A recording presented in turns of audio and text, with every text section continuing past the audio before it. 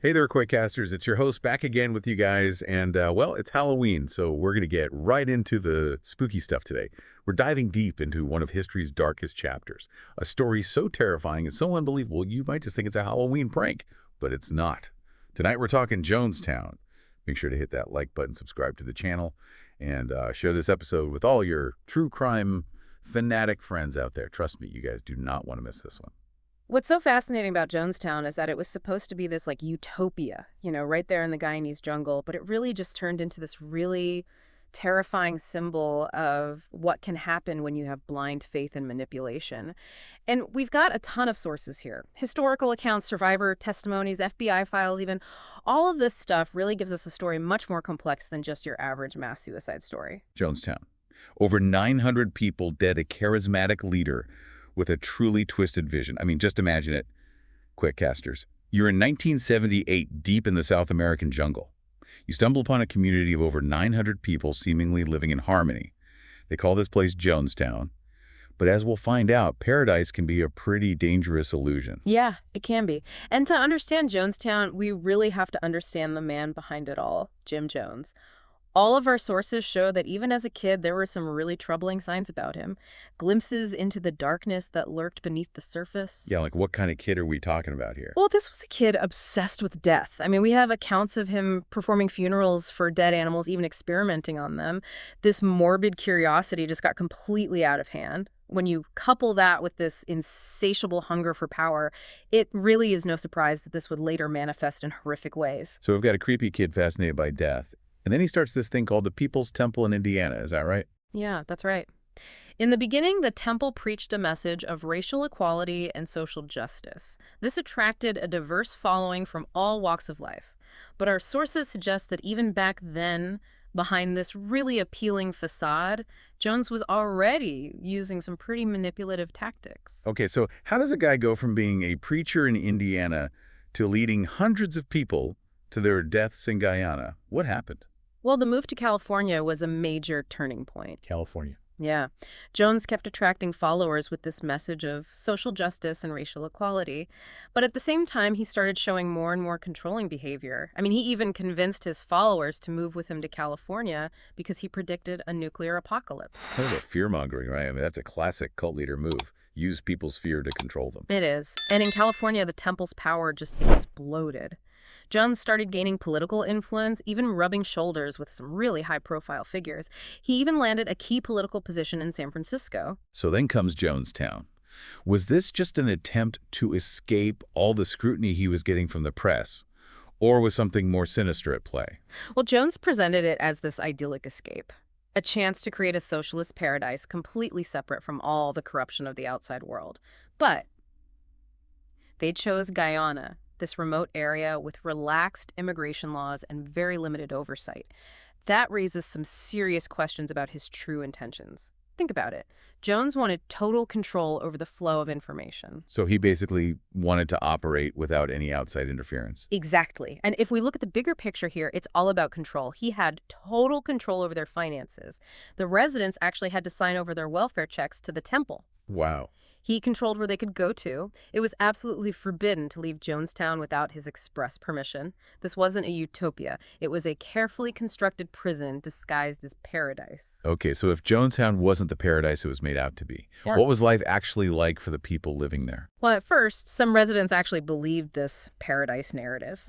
But once Jones himself got there, things changed really fast. Life in Jonestown became super regimented, completely focused on serving the community, or really serving him. So it was no longer about building this sustainable community. It was all about fulfilling Jones's demands, no matter how bizarre or unreasonable they became. Exactly. And this is where the psychological manipulation really starts to ramp up. Jones started using tactics that were really similar to what you would see in regimes like North Korea or China. For example, there were these things called the White Nights. They were these elaborate drills that sometimes lasted for days. Residents were told they had to choose between revolutionary suicide or fighting off these imaginary attackers. He even staged mock suicides. He would give the residents a fake poison just to test their loyalty. Whoa, that is terrifying. He was already planting the seeds for that final mass suicide, even way back then. But were there any residents who saw through all this and tried to resist Jones's control or tried to escape Jonestown? Yeah, there were some, and their stories are incredibly brave. People like Deborah Layton. She risked everything to expose the truth about Jonestown. Her affidavit detailing the horrific conditions and abuse really gave us some crucial insights into what was going on. We also have accounts from the concerned relatives.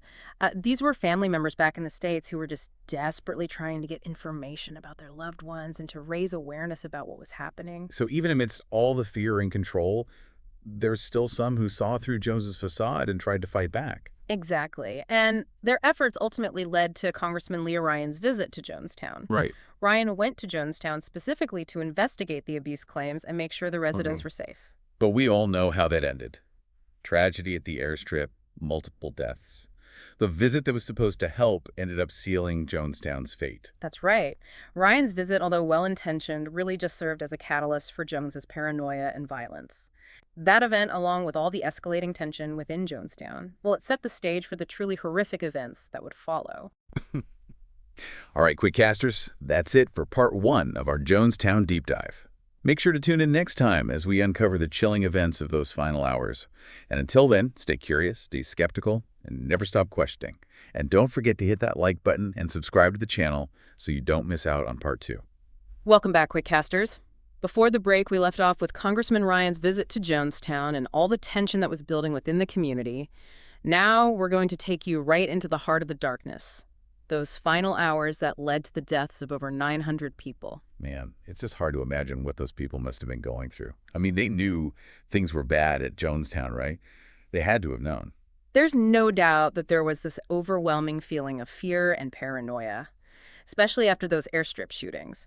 But it's important to remember just how much psychological manipulation Jones had used on these people over the years. I mean, many of those residents were completely isolated from the outside world. Their only source of information was Jones himself. So they were basically trapped in this echo chamber of his completely twisted ideology. But what was the thing that finally pushed them over the edge? What happens in those final moments that made them actually drink that poison? Well, that's where that infamous death tape comes in. This audio recording is truly chilling. It captures Jones's final speech where he urges his followers to drink that cyanide-laced Flavor-Aid. It's actually Flavor-Aid, not Kool-Aid, contrary to what a lot of people think. Yeah, that little detail always kind of creeps me out. It's like even in death, there's all this misinformation surrounding Jonestown. Yeah.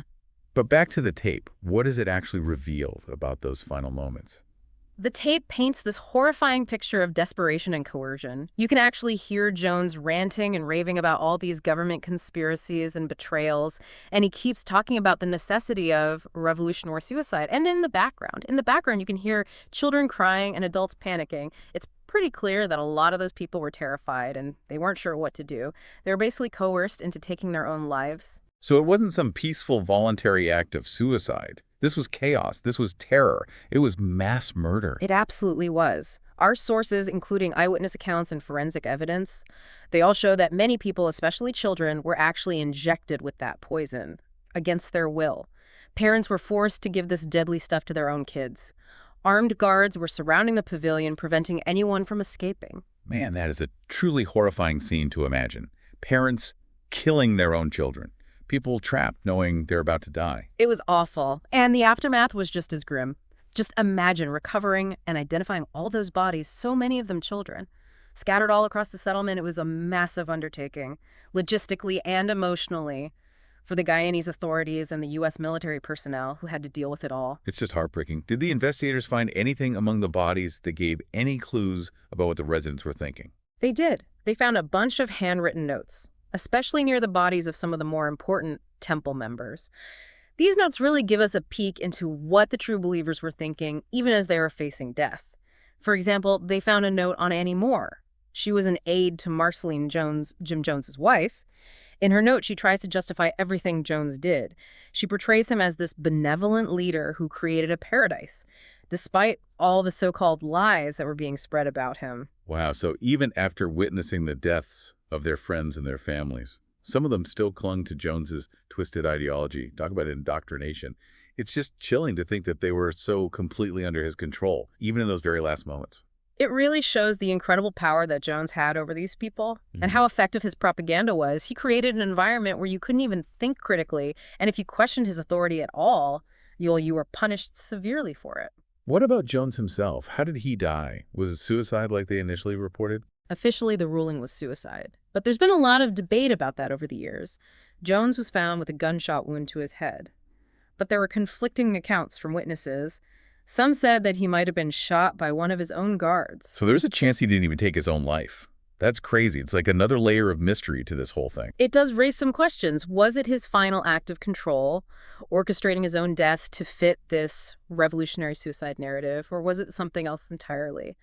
We may never really know for sure, but what we do know is that over 900 people, including over 300 children, died that day in Jonestown. It's a truly horrific reminder of just how dangerous blind faith can be and the devastating consequences of giving someone that much power. It shows us the human capacity for both immense good and unthinkable evil. That's right. And while the events of November 18th, 1978 will always be remembered as this terrible tragedy, it's important to remember that there were survivors, individuals who defied Jones's control and lived to tell their stories. You're right. Like that group who escaped through the jungle just hours before the massacre. And the Jonestown basketball team. They were away playing a game in Georgetown when it all happened. Those stories give us at least a little bit of hope amidst all this darkness. They show us how resilient the human spirit can be and the power of resistance even in the face of something so horrific. But the question remains, what impact did this tragedy have on the outside world? All right, Quickcasters, welcome back to the final chapter of our Jonestown Halloween special. We've been through the origins of the People's Temple, the rise of Jim Jones, the creation of Jonestown, and the tragic events of November 18th, 1978. We talked about the manipulation, the terror, and the deaths of over 900 people. But even after all that, there are still some unanswered questions, some loose ends that continue to intrigue us. It's like a mystery that just won't go away. It's true. Jonestown wasn't just a tragedy. It was a real turning point in how we view cults, leaders, and even the very nature of belief itself. And the story isn't over. There are still mysteries and conspiracy theories and that big question of how to prevent something like this from ever happening again. Okay, let's start with those conspiracy theories. Some people believe that Jonestown was some kind of CIA mind control experiment that went horribly wrong. It sounds like something straight out of a spy thriller. Yeah, it does. And that's exactly why these theories are still around. There's no real evidence to support any CIA involvement, but the scale of the tragedy, the fact that a U.S. congressman was there, and the existence of classified documents, it all fuels speculation. People want answers, and sometimes those answers can be pretty unbelievable. Makes sense. And then there's that whole thing about that suitcase full of cash. Yeah. The one that 3 temple members were supposed to deliver to the Soviet embassy in Georgetown. What happened to all that money? Was it ever found? That's another mystery. Those 3 guys were caught, but most of that money was never recovered. Some people believe it's hidden away, maybe even still in Jonestown. Others think it was stolen or intercepted somewhere along the way. The truth is out there somewhere, but we just don't know it yet. So the Jonestown treasure could still be out there. Talk about a cold case. Oh. Okay, but beyond all the conspiracies, there are those rumors about the crime scene itself. Stories about bodies being arranged in these specific patterns, maybe hinting at some ritualistic element to the deaths. Yeah, I've heard those too. But those rumors are unfounded. The photos and eyewitness accounts for the people who were there recovering the bodies don't support any of that. It's likely that people just saw the horror of what happened and tried to find patterns and meaning in all the chaos. So more morbid curiosity than actual evidence. But what about the psychology of Jonestown? How did Jones manage to gain so much control over these people? I mean, they willingly abandoned their lives and ultimately followed him to their deaths. That's a question that a lot of researchers are still trying to figure out. Jones was incredibly manipulative. He used this blend of charisma, fear, and guilt to keep everyone in line. He preyed on their vulnerabilities, offering them a sense of belonging and purpose. He even promised them salvation. And all the while, he was isolating them from the outside world, making sure he was their only source of information and their only source of truth. He built a world where you couldn't even question him, right? But how did he convince them to drink that poison? Was all just blind faith? It's a lot more complicated than that. Jones took advantage of his followers' idealism and their desire for a better world. A lot of them were really drawn to his message of social justice and racial equality. They thought they were building a real utopia, a place where everyone would be treated as equals. It's heartbreaking how he twisted their idealism and used it for his own power-hungry ambitions. Yeah, it is. And don't forget about the power of groupthink. In Jonestown, going against the grain was seen as betraying the entire community. Anyone who dared to question Jones's authority was publicly humiliated or even physically punished. There was so much pressure to just conform, and the fear of speaking out was very real. There was a mix of things, really. Manipulation, isolation, fear, the desire to belong. All of that ultimately led to that tragic day. But Jonestown wasn't just about death. It was also about survival. We talked about the people who escaped, who defied Jones's control and lived to tell their stories. What happened to them after Jonestown? Those survivors had a long and difficult journey ahead of them. They had to deal with guilt, trauma, and the loss of their loved ones. And they had to face a world that didn't really understand what they had been through. It must have been incredibly hard to try to fit back into society after living through something so horrific. And it's not just the survivors. The Jonestown Massacre really had a profound impact on the entire world, didn't it? Absolutely. It completely shattered how people viewed cults. It exposed the dangers of blind faith and just how destructive a charismatic leader can be. I mean, the phrase drinking the Kool-Aid became part of our everyday language, even though it was actually flavor aid they drank. Yeah, it's crazy how one event can become such a big part of our culture. But beyond all the phrases and pop culture references, Jonestown forced us to look at some uncomfortable truths about ourselves, right? It did. It showed us how vulnerable we are to manipulation, how much we need to belong. It also made us question the role of government and the media in preventing these kinds of tragedies. I mean, how could a man like Jones, with his history of abuse and manipulation, be allowed to operate for so long? It's a question that's still relevant today. Mm. And it shows us how important critical thinking is. We need to question authority and recognize the signs of undue influence. We have to be vigilant, not just for ourselves, but for everyone around us. That's the real legacy of Jonestown. It's a call to action. It reminds us to be aware of the dangers of unchecked power, to be critical of charismatic leaders, and to always value individual freedom and critical thinking above blind obedience. Well said. Jonestown is definitely a dark chapter in human history. But by trying to understand what happened, by learning from the mistakes of the past, maybe we can prevent future tragedies. We can create a world where critical thinking prevails, where manipulation is recognized and challenged, and where everyone's lives are valued above all else. Exactly. As we're approaching Halloween, Jonestown really is this chilling reminder of how dark things can get, even with seemingly utopian ideals. It's a story of tragedy and loss, but also a story of resilience and hope. Thanks for joining us for this deep dive into one of history's most chilling events. Quickcasters, remember, stay curious, stay skeptical, and most importantly, never stop questioning. And if you enjoyed this Halloween special, don't forget to hit that like button, subscribe to the channel, and share this episode with your friends. Until next time, stay safe out there.